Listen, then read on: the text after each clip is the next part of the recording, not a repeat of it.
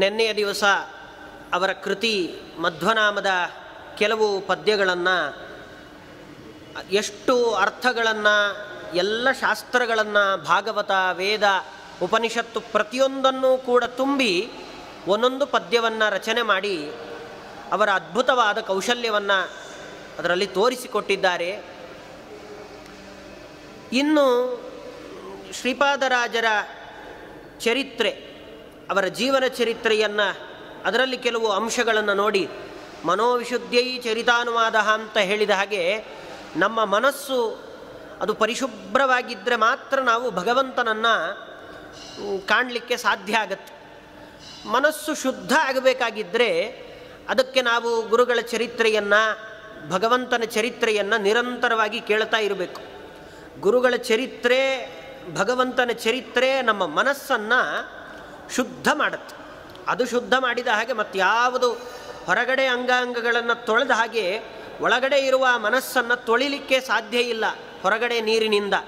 ಅದು ತೊಳಿಬೇಕಾಗಿದ್ದರೆ ಇಂಥ ಶ್ರೀಪಾದರಾಜರಂಥ ಮಹಾನುಭಾವರ ಚರಿತ್ರೆ ಎನ್ನುವ ಗಂಗೆಯೇ ಹರಿಬೇಕು ಆ ಮನಸ್ಸಿನ ಮೇಲೆ. ಅದು ಹರಿದಾಗ ಆವಾಗ ಮಾತ್ರ ಅದು ಶುದ್ಧ ಆಗುತ್ತೆ. ಹಾಗೆ ಶುದ್ಧ ಆಗಬೇಕಾಗಿದೆ ನಮ್ಮ ಮನಸ್ಸು. ಅದಕ್ಕೋಸ್ಕರ ಶ್ರೀಪಾದರಾಜರ ಜೀವನ ಚರಿತ್ರೆಯ ಕೆಲವು ಅಂಶಗಳನ್ನು ನೋಡೋದಾದರೆ, ಶ್ರೀಪಾದರಾಜರು ತಾವು ತಮ್ಮ ಪೂರ್ವಾಶ್ರಮದಲ್ಲಿ ಚಿಕ್ಕ ಹುಡುಗರಾಗಿದ್ದಾಗ ಭಗವಂತ ಕೆಲವೇ ವ್ಯಕ್ತಿಗಳಲ್ಲಿ ತನ್ನ ವಿಶೇಷವಾದ ವಿಭೂತಿಯನ್ನಿಟ್ಟಿರ್ತಾನೆ. ಎಲ್ರಿಗೂ ಅದು ಅಂಥ ಭಾಗ್ಯ ಸಿಗೋದಿಲ್ಲ. ಅಂಥ ವಿಭೂತಿ ರೂಪ, ಭಗವಂತನ ವಿಶೇಷವಾದ ವಿಭೂತಿ ರೂಪ ಅದು ಶ್ರೀಪಾದರಾಜರಲ್ಲಿತ್ತು. ಪೂರ್ವಾಶ್ರಮದಲ್ಲಿದ್ದಾಗಲೇ ಸ್ವರ್ಣವರ್ಣ ತೀರ್ಥರ ಭೇಟಿ ಆಗತ್ತೆ, ಅಚಾನಕ್ಕಾಗಿ ಭೇಟಿ ಆಗತ್ತೆ. ಗೋವುಗಳನ್ನೆಲ್ಲ ಕಾಯ್ತಾ ನಿಂತಿರಬೇಕಾದ್ರೆ ಭೇಟಿಯಾದಾಗ ಒಂದು ಮಾರ್ಮಿಕವಾದ ಮಾತನ್ನಾಡ್ತಾರೆ ಅವರು. ನನಗೆ ಇಲ್ಲಿಂದ ಊರು ಎಷ್ಟು ದೂರ ಆಗತ್ತೆ ಅಂತ ಸ್ವರ್ಣವರ್ಣ ತೀರ್ಥರು ಕೇಳಿದರೆ ಅದಕ್ಕೆ ಆ ಪುಟ್ಟ ಹುಡುಗ ಆ ಬಾಯಲ್ಲಿ ಭಗವಂತ ಎಂಥ ಮಾತು ನುಡಿಸ್ತಾನೆ ಅಂದರೆ, ನನ್ನನ್ನು ನೋಡಿ, ಸೂರ್ಯನನ್ನು ನೋಡಿ, ದನಗಳನ್ನು ನೋಡಿ, ನಿಮಗೆ ಊರು ಎಷ್ಟು ದೂರ ಇದೆ ಅನ್ನುವ ಪರಿಚಯ ಆಗತ್ತೆ ಅನ್ನೋ ಮಾತನ್ನು ಆಡ್ತಾರೆ ಅವರು. ಸ್ವರ್ಣವರ್ಣ ತೀರ್ಥರಿಗೆ ಆವಾಗಲೇ ಮನಸ್ಸಿಗೆ ಬರುತ್ತೆ ಅವರು ಬಂದ ಉದ್ದೇಶ. ಅದಕ್ಕೆ ಭಗವಂತ ಎಂಥ ವಿಚಿತ್ರ ಅಂದರೆ ಅವನ ಲೀಲೆಗಳನ್ನು ನಾವು ಅಷ್ಟು ಸುಲಭಕ್ಕೆ ಅರ್ಥ ಮಾಡ್ಕೊಳ್ಳಿಕ್ಕೆ ಸಾಧ್ಯವೇ ಇಲ್ಲ. ಈ ಮಾತನ್ನು ಕೇಳಿಯೇ ಅವರಿಗೆ ಗೊತ್ತಾಗುತ್ತೆ ಅವರು ಬಂದದ್ದು ಇದೇ ಉದ್ದೇಶದಿಂದ. ಪುರುಷೋತ್ತಮ ತೀರ್ಥರನ್ನು ಕಾಣಬೇಕು, ಅವರನ್ನು ನೋಡಬೇಕು, ಅಲ್ಲಿಂದ ಮುಂದೆ ತೀರ್ಮಾನಗಳನ್ನು ತಗೊಳ್ಬೇಕು ಅಂತ ಅವರು ಬರ್ತಾರೆ. ಇಲ್ಲಿ ಹುಡುಗನನ್ನು ನೋಡಿ ಭಗವಂತ ಪ್ರೇರಣೆ ಮಾಡಿ ಆಗಿದೆಯಲ್ಲ, ಹಾಗಾದರೆ ಇವರನ್ನೇ ಪೀಠಾಧಿಪತಿಗಳನ್ನಾಗಿ ಮಾಡಬೇಕು ಅಂತ ಅವರ ಮನಸ್ಸಿಗೆ ಬಂದ್ಬಿಡತ್ತಾಗಲೇ. ಇದು ಹರಿಯ ಸಂಕಲ್ಪ ಅಂತ ತೀರ್ಮಾನ ಅವರೇನೋ ಮಾಡ್ತಾರೆ. ಅವರು ಕರೀತಾರಂತೆ, ಎಷ್ಟು ಚೆನ್ನಾಗಿ ಮಾತಾಡ್ತೀಯಲ್ಲ, ಬಾ ನನ್ನ ಜೊತೆ ಮೇನೆ ಒಳಗಡೆ ಕೂತ್ಕೋ ಅಂತ ಕರೀತಾರೆ. ಬಾ ಒಳಗಡೆ ಕೂತ್ಕೋ, ಕರ್ಕೊಂಡು ಹೋಗ್ತೀನಿ ಅಂತ. ಬೇಡ ಅಂತ ಹೇಳುತ್ತೆ ಮಗು, ಬೇಡ, ನಾನು ಹಾಗೆಲ್ಲ ಬರಬಾರ್ದು, ದೊಡ್ಡವರ ಜೊತೆಯಲ್ಲಿ ಕೂತ್ಕೊಳ್ಬಾರ್ದು ಅನ್ನೋ ಮಾತುಗಳನ್ನು ಆಡ್ತಾರೆ. ಎಂಥ ಸಂಸ್ಕಾರ ಅಂದರೆ, ಮಕ್ಕಳನ್ನು ಬೆಳೆಸಬೇಕಾದ್ರೆ ಸಂಸ್ಕಾರವನ್ನು ಕೊಟ್ಟು ಬೆಳೆಸಬೇಕು. ಅವರ ತಂದೆ, ಅವರ ತಾಯಿ, ಅವರ ತಂದೆ ಏನು ದೊಡ್ಡ ವಿದ್ವಾಂಸರು, ಅವರು ಹೀಗೆಲ್ಲ ಸಂಸ್ಕಾರ ಕೊಡಲಿಕ್ಕೆ ವಿದ್ವಾಂಸರಾಗಬೇಕು ಅಂತೇನಿಲ್ಲ. ಸಮಾಜದಲ್ಲಿ ಎಲ್ಲರ ಮಧ್ಯದಲ್ಲಿ ಯಾವ ರೀತಿಯಲ್ಲಿ ಬೆಳೀಬೇಕು, ದೊಡ್ಡವರನ್ನು ಯಾವ ರೀತಿಯಲ್ಲಿ ಗೌರವಿಸಬೇಕು ಅಂತ ಹೇಳ್ಕೊಡ್ಲಿಕ್ಕೆ ಸುಧಾದಿ ಗ್ರಂಥಗಳ ಅಧ್ಯಯನ ಆಗಿರಬೇಕು ಅನ್ನೋ ಅವಶ್ಯಕತೆ ಇಲ್ಲ. ಅದನ್ನು ಎಲ್ಲ ಪರಂಪರೆಯಿಂದ ಬಂದಿರ್ತಾರೆ. ಆ ಸಂಪ್ರದಾಯವನ್ನು ಹಾಗೇ ಉಳಿಸ್ಕೊಂಡು ಬರಬೇಕು, ಪರಂಪರೆಯನ್ನು ಹಾಗೇ ಕಾಪಾಡಿಕೊಂಡು ಬರಬೇಕು. ಈ ಮಾತನ್ನಾಡಿದ್ದನ್ನು ಕೇಳಿ ಇನ್ನೂ ಬಹಳ ಖುಷಿಯಾಗುತ್ತಂತೆ.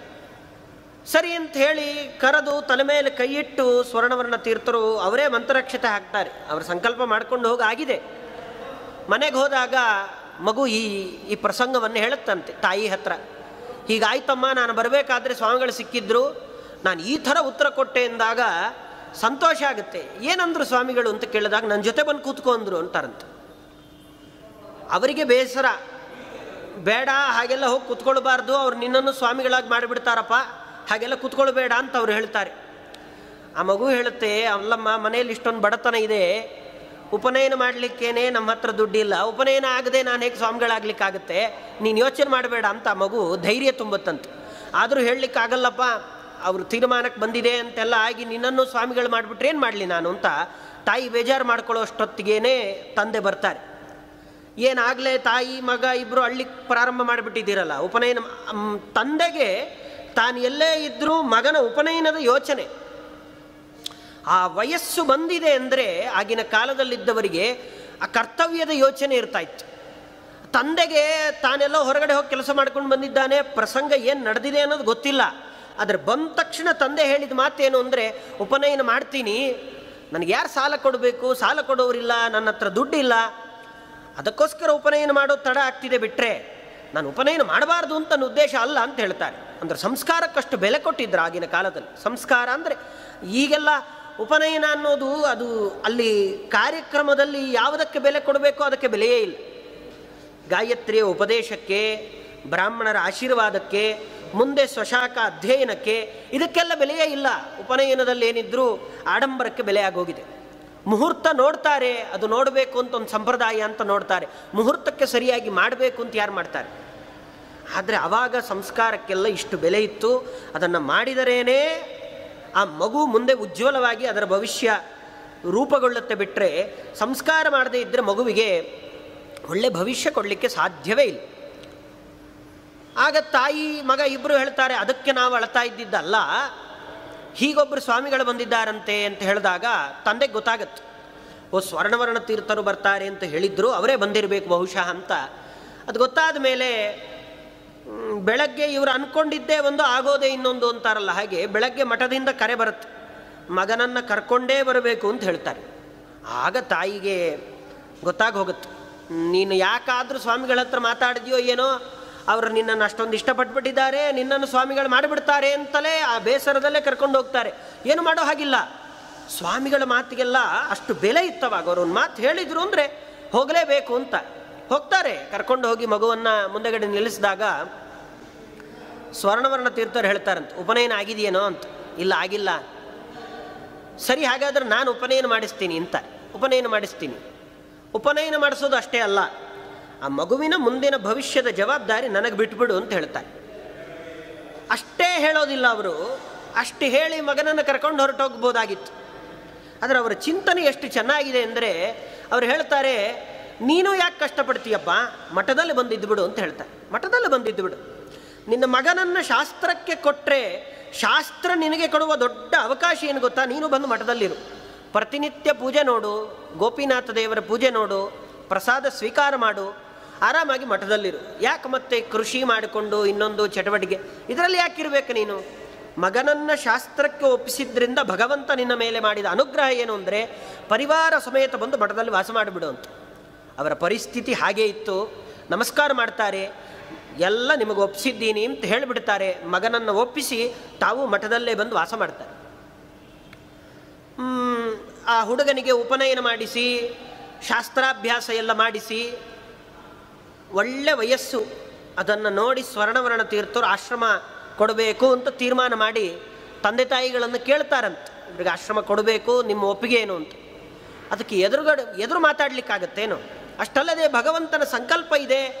ಆ ಶಾಸ್ತ್ರ ಅಧ್ಯಯನ ಮಾಡೋದಕ್ಕಿಂತ ಮುಂಚೆ ಹುಡುಗನಿಗೆ ವೈರಾಗ್ಯ ಇರಲಿಲ್ಲ, ಆದರೆ ಅದಾದ ಮೇಲೆ ವೈರಾಗ್ಯ ಬಂತು.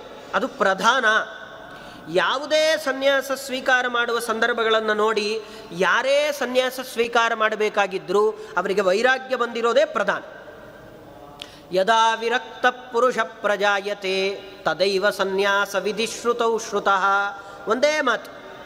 ಶ್ರೀಮದ್ ಆನಂದ ತೀರ್ಥ ಭಗವತ್ಪಾದಾಚಾರ್ಯರು ಅವರ ತಂದೆ ಹತ್ರ ಹೇಳಿದ್ದಿದೆ ಮಾತನ್ನು, ನನಗೆ ವೈರಾಗ್ಯ ಬಂದಿದೆ ಅಂತ ಸನ್ಯಾಸಾಶ್ರಮ ತಗೋತಾ ಇದ್ದೇನೆ ಹೊರತು ಅಲ್ಲಿ ಸೀಟ್ ಖಾಲಿ ಇದೆ, ಅಲ್ಲಿ ಒಬ್ರಿಗೆ ಬೇಕಾಗಿದೆ, ಒಬ್ರಿಗೆ ಅವಶ್ಯಕತೆ ಇದೆ, ನಾನು ಇವರಿಗೆ ತುಂಬ ಪರಿಚಯ ಇದ್ದೀನಿ, ಈ ಎಲ್ಲ ಕಾರಣಗಳು ಸನ್ಯಾಸಕ್ಕೆ ಉಪಯೋಗ ಸರ್ವಥಾ ಆಗೋದೇ ಇಲ್ಲ.